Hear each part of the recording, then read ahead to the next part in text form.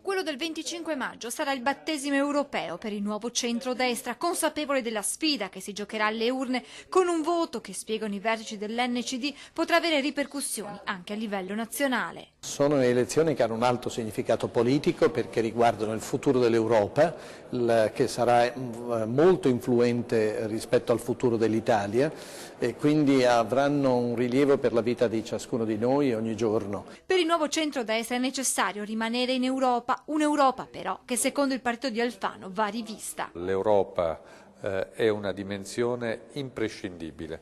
Noi non possiamo pensare di competere con la Cina, il Brasile, l'India, rimanendo nei confini dello Stato nazionale. D'altra parte l'Europa non funziona, quindi abbiamo un grande compito, quello di salvare il bambino e buttare tanta acqua sporca.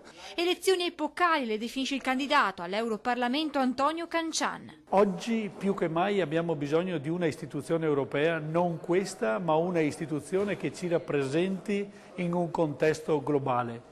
E questo è il primo punto. Una politica europea che pensi anche alle necessità dell'Italia e del Veneto, che vede nelle partite IVA e negli artigiani parte fondamentale della sua economia. Partite IVA, commercianti, agricoltori, noi vogliamo fare qualcosa di molto concreto.